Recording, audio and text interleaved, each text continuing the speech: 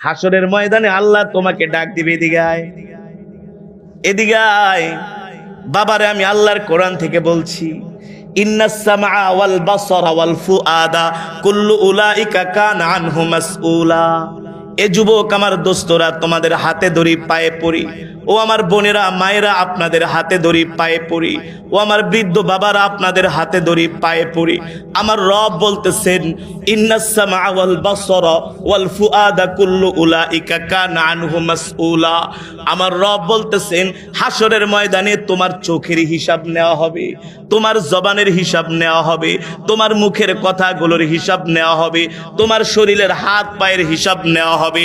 আল্লাহ বলেন প্রত্যেকটা আমি অঙ্গ তোমাদেরকে দান করেছি, প্রত্যেকটা অঙ্গ প্রত্যঙ্গের হিসাব নেওয়া হবে। তোমরা তোমাদের হাত দিয়া কি করছো সেটার হিসাব নেওয়া হবে, তোমরা তোমাদের পা দিয়া কি করছো সেটার হিসাব নেওয়া হবে, তোমরা তোমাদের চোখ দিয়া কোন জিনিস তাকায় তাকায় দেখছো সেটার হিসাব নেওয়া হবে। ঠিক কিনা বলেন? আল্লাহর দেওয়া এই জবান দিয়া কোনো ফাহেসা কথা বলছো কিনা সেটারও হিসাব নেওয়া হবে। কিছু মানুষ আছে দেখবেন কথায় কথায় গালি দেয়, আছে কি আছে না?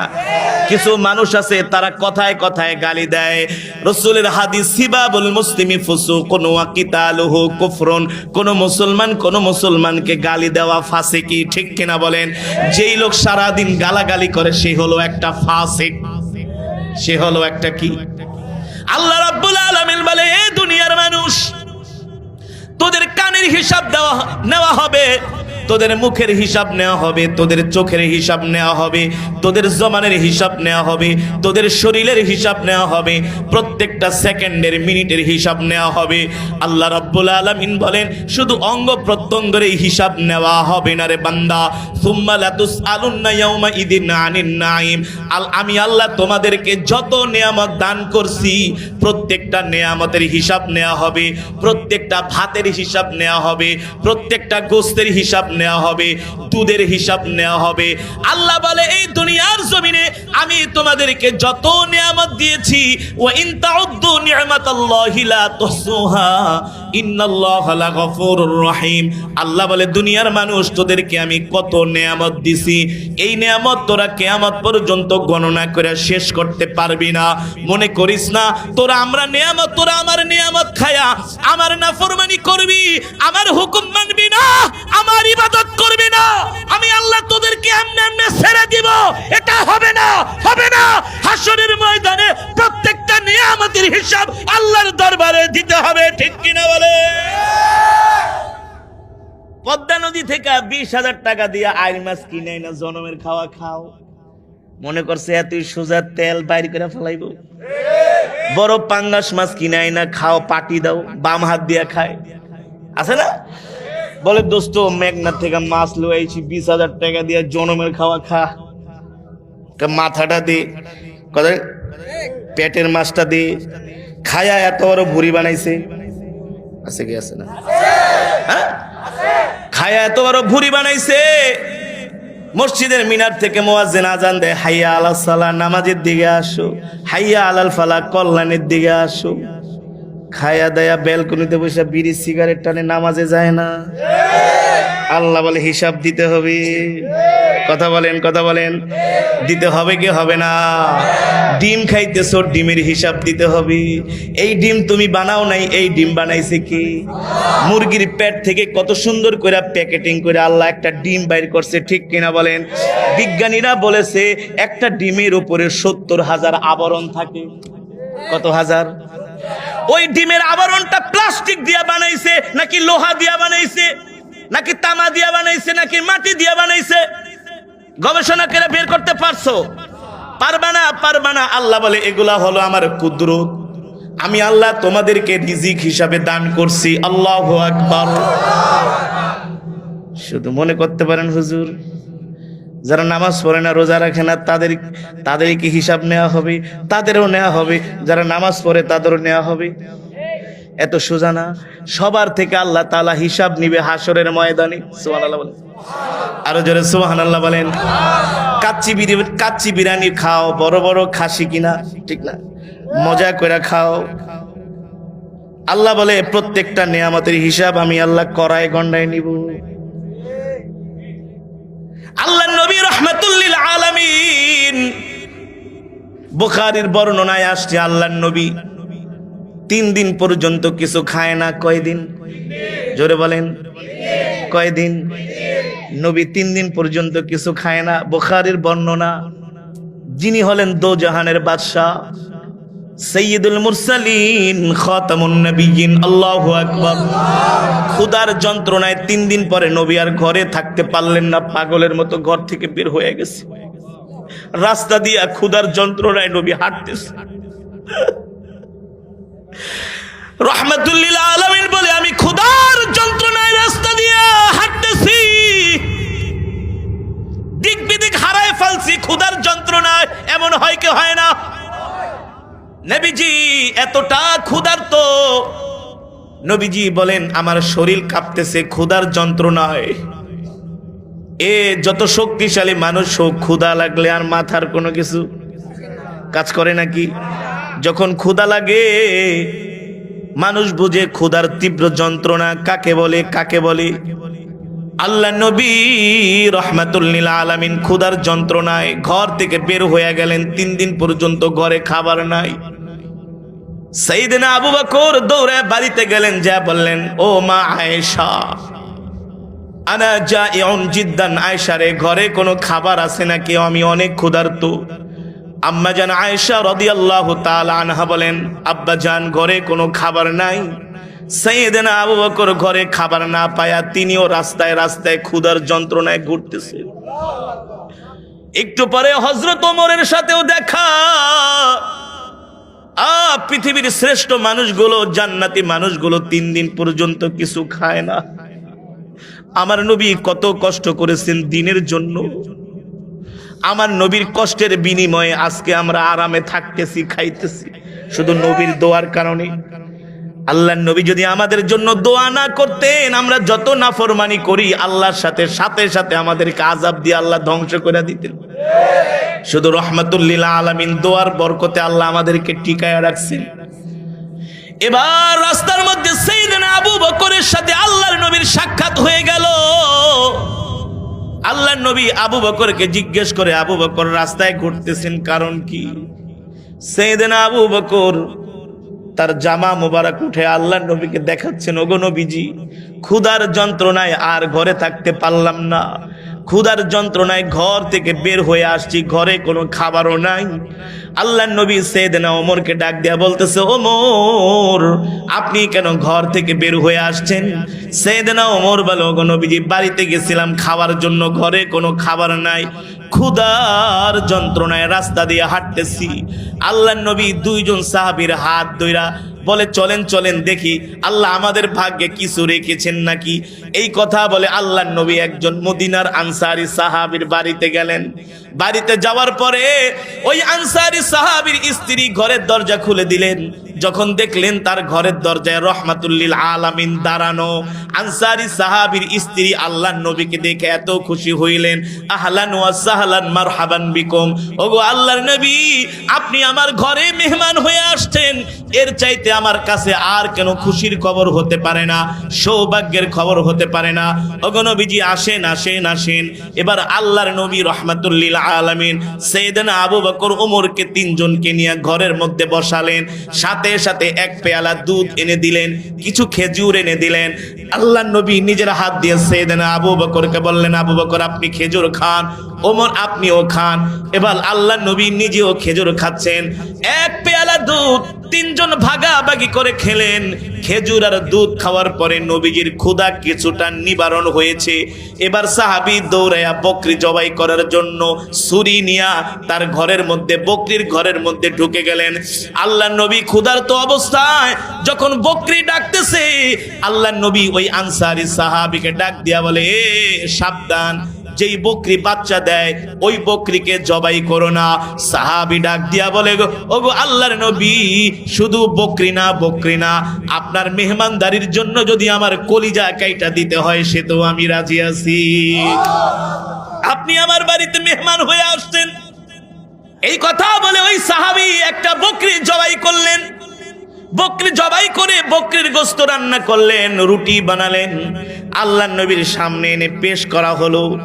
রাহমাতুল্লিল আলামিন ডাক দিয়া বলে, আবু বকর, ওমর, দেখেন আল্লাহ তাআলা আমাদের জন্য কত সুন্দর নিয়ামতের ব্যবস্থা করছে। আল্লাহু আকবার, জোরে বলেন আল্লাহু আকবার। এবার আল্লাহর নবী রাহমাতুল্লিল আলামিন সাইয়েদনা আবু বকর, সাইয়েদনা ওমর তিনজনে মিলে রুটি আর গোশত খাইতেছেন। যখন খাবার শেষ হয়ে গেল, এখন তিনজনেরই তৃপ্ত, ক্ষুধা শেষ। ক্ষুধা, পেট ভরলে কেমন লাগে মাশাআল্লাহ, না?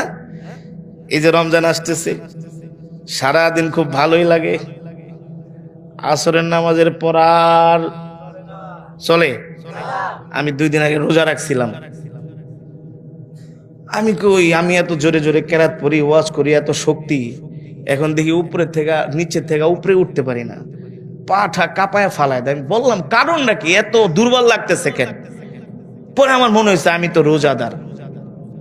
যত শক্তিশালী মানুষ হোক, 1টা 2টা পর্যন্ত মোটামুটি শরীরে এনার্জি থাকে, 3টা 4টা 5টা আসরের সময় হইলে আর মুখের দিকে তাকানো যায় না, ভালো কথা ভালো লাগে না, ঠিক কিনা বলেন? ভাই কেন আসছেন? কথা রোজা রাখছে, যাও, কথা বলতেও ভালো লাগে না, ঠিক কিনা বলেন? আর যখন ইফতারিটা করি, খাবারটা পেটে গেলে শরীরে শক্তি আসে, ঠিক কিনা বলেন? ঠিক সাইয়েদনা আবু বকর, ওমর, আল্লাহর নবী তিনজনে খাইলেন। খাওয়ার পরে আবু বকর আর ওমর দুইজন হাসতেছে। সাইয়েদনা আবু বকর, ওমর বলে, ও আল্লাহর নবী চলেন এবার চলে যায়। নবীজি বলে, বসেন বসেন বসেন, কথা আছে। একটু আগে কি ছিলেন? বলে ক্ষুধার্ত, কেমন লাগছে? ওগো আল্লাহর নবী, এত কষ্ট লেগেছে যেটা ভাষায় প্রকাশ করতে পারবো না। রিজিক দিয়েছেন কে? বলেন আল্লাহ।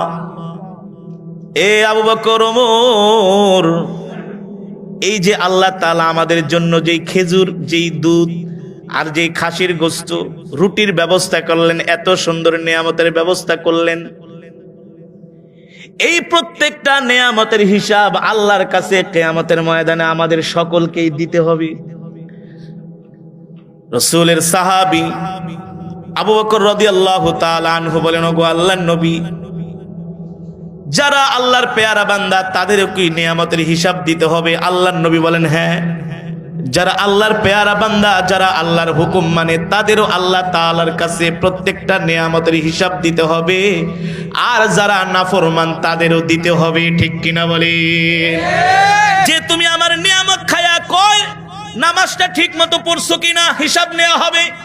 তুমি আমার নিয়ামত খায়া ঠিক মতো রোজা রাখছো কিনা, তুমি আমার নিয়ামত খায়া ঠিক মতো আমার হুকুম, আমার গোলামি করছো কিনা, তুমি আমার নিয়ামত খায়া কি আমার কোরআনের বিরুদ্ধে কথা বলছো, তুমি আমার নিয়ামত খায়া কি তুমি ইসলামের বিরুদ্ধে কথা বলছো, তুমি আমার নিয়ামত খায়া কি আমার কোরআনের বিরুদ্ধে আইন পাশ করছো নাকি?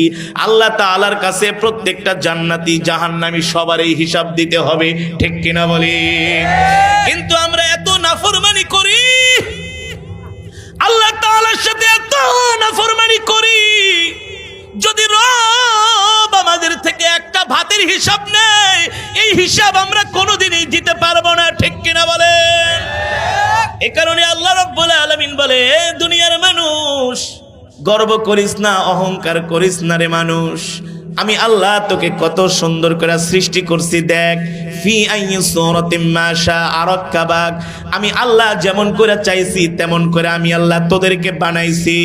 এ মানুষ, কেন তোরা আমার সাথে নাফরমানি করস? রব বলেন, ইয়া আইয়ুহাল ইনসানু মা গাররাকা বিরাব্বিকাল কারীম, এ দুনিয়ার মানুষ, পৃথিবীর এমন কোন শক্তি আছে যেই শক্তি কিনা তোদেরকে তোদের রব থেকে দূরে সরায় রাখে? অথচ আমি রবই তো তোদেরকে এত সুন্দর জীবন দান করছি, আমি রবই তো তোদেরকে সন্তান দিছি, আমি রবই তো তোদেরকে ঘর দিছি, বাড়ি দিছি, গাড়ি দিছি, নারী দিছি, তোদেরকে কিছুই ছিল না, আসছিলি 4 হাত পাও নিয়া, যাবিও 4 হাত পাও নিয়া। কথা বলেন? তাহলে আমাদের তো উচিত ছিল যে রব আমাদেরকে এত কিছু দান করছেন, সেই রবের গোলামি করা, সেই রবের ইবাদত করা, নাকি? আর মাত্র 1 দিন পরে মাহে রমজান শুরু হবে। শাহরু রমাদান আল্লাযী উনজিলা ফীহিল কুরআন, রমজান হলো আল্লাহর মাস। সুবহানাল্লাহ। রমজান কার মাস? রমজান হলো আল্লাহর মাস, রমজান হলো কোরআনের মাস। আল্লাহু আকবার। আর 1 দিন পরে আমাদের রোজা শুরু হয়ে যাবে ইনশাআল্লাহ। অথচ আমাদের মাঝে মাহে রমজান নিয়ে তেমন কোনো প্রস্তুতি নাই। অথচ সাহাবীরা রমজান মাস আসার আগে এত বেশি ইবাদত করতেন, এত বেশি ইবাদত করতেন। আল্লাহর নবী শাবান মাসের শেষে এত বেশি ইবাদত করতেন, আল্লাহর নবীর ইবাদত দেখে মনে হইতো যে একেবারে রমজানই চলে আসছে। অথচ আমাদের রমজান নিয়ে কোনো মাথা ব্যথা নাই। আমরা কত বন্ধুকে দাওয়াত দেই, দোস্ত রাত 3টা বাজে আইসা পড়ো, 1টা বাজে আইসো, আর্জেন্টিনার খেলা আছে, ব্রাজিলের খেলা আছে, কতক্ষণ দোস্ত আইপিএল আছে, বিপিএল আছে, আইপিএল বিপিএল ঢুকাইবো ফেরেশতারা, খালি চোখ দুটা বন্ধ করো। এত সোজা না, এত সোজা না। তোমার হায়াতের মালিক তুমি না, তোমার রিজিকের মালিক তুমি না।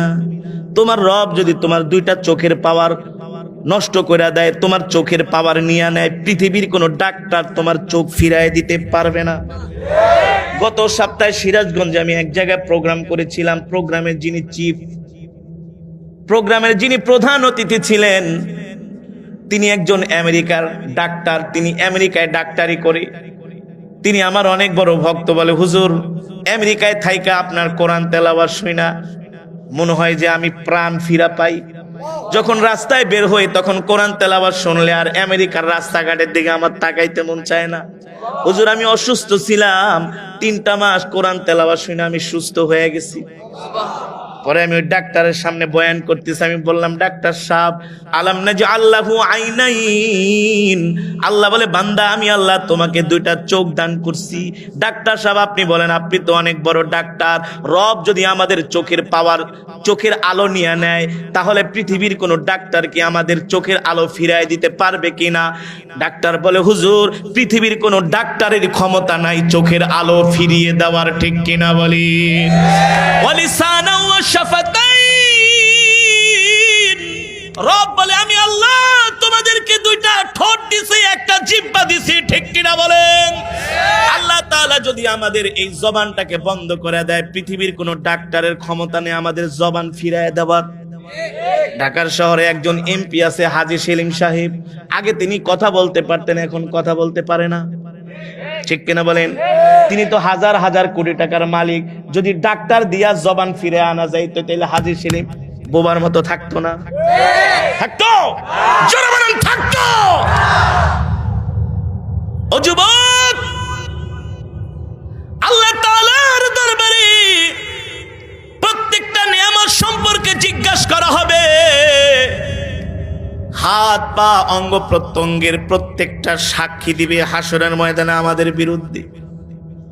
আলিয়াউমা নাখতিমু আলা আফওয়াহিহিম ওয়া তুকাল্লিমুনা আইদিহিম ওয়া তাশহাদু আরজুলুহুম বিমা কানু ইয়াকসিবুন। এই দুনিয়ার জমিনে যদি এই হাত দিয়া, এই পা দিয়া, এই জবান দিয়া, এই চোখ দিয়া যদি নাফরমানি করো, তোমার সাক্ষী দেওয়া লাগবে না। হাত পা সেদিন আল্লাহর কাছে সাক্ষী দিবে। বিশ্বাস হয় না? মনে করতেন কি আমার হাত আবার আমার বিরুদ্ধে সাক্ষী দিবে? হ্যাঁ, রবের কাছে সাক্ষী দিবে, আল্লাহ এই হাত দিয়া জিনা করছে, ব্যভিচার করছে, ঠিক কিনা বলেন? রাত 3টা বাজে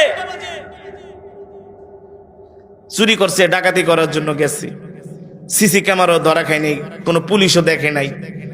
কিরামান কাতিবিনা ইয়ালামুনা মা তাফআলুন, সব রেকর্ড আছে, সব রেকর্ড। হাত পা আল্লাহর কাছে সেদিন সাক্ষী দিবে। বাঁচার কোনো উপায়? এই দুনিয়া নিয়ে আমরা কত চিন্তা করি, কত টেনশন করি, কত ভাবনা করি, কত কিছু করি, শুধু দুনিয়া দুনিয়া দুনিয়া, টাকা, অর্থ অর্থ।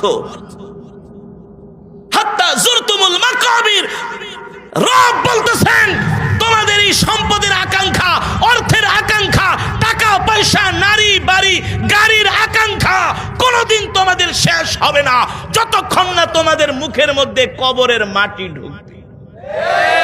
কবরের মাটি, কবরে না যাওয়ার আগে আমাদের দুনিয়ার লোভ শেষ হবে না। এ কারণে যা আছে তাই নিয়েই কি সন্তুষ্ট থাকতে হবে, আল্লাহর শুকর আদায় করতে হবে, ঠিক না ভাই? নবীজি বলছেন মানুষের আকাঙ্ক্ষা ততদিন পর্যন্ত শেষ হবে না যতক্ষণ পর্যন্ত তাকে কাফনের কাপড় পরায় কবরে না ঢুকাবে। এ কারণে মৃত্যু আসার আগেই আমরা সতর্ক হয়ে যাই, সাবধান হয়ে যাই। এই দুনিয়ার কেউ আমাদের আপন না, আল্লাহ আল্লাহ রাসূল ছাড়া আমাদের কেউ আপন না, সবাই পর। গিভ এন্ড টেক, যতদিন দিবা ততদিন ভালো। দেওয়া বন্ধ কইরা দাও, তুমি হয়ে যাবে কালো। যতদিন তোমার টাকা থাকবে, অর্থ থাকবে, সবাই তোমার পিছনে দৌড়াবে, ঠিক কিনা বলেন? সবাই তোমাকে সেলুট দিবে, তোমাকে ভাই ভাই করবে, বস বস করবে, নেতা নেতা করবে। দিবা না, দেখবা তোমাকে চার রাস্তার মোড়ে গুলি করে মারতেও দ্বিধা করবে না, ঠিক কিনা বলেন? স্বার্থে আঘাত লাগলে আপন ভাইকেও খুন করে, স্বার্থের দুনিয়া, ঠিক কিনা বলেন? হ্যাঁ, স্বার্থে আঘাত লাগলে স্ত্রীও তোমাকে ছাড়বে না। এটা দুনিয়া, বড় স্বার্থপরের জায়গা। রব একমাত্র আল্লাহ আল্লাহ রাসূল আপন, ঠিক কিনা বলেন? একমাত্র রবই আমাদের আপন। এত নাফরমানি করি, এত গুনাহ করি, এত নাফরমানি করি, তারপরও রব শুধু আমাদেরকে ছাড় দেয়, ছাড়। তবে ছাড় দিচ্ছে, কিন্তু রব কিন্তু ছেড়ে দিবে না। মৃত্যুর পরে রবের কাছে হিসাব দিতে হবে। এই কারণে দোস্ত, এখনো সময় আছে।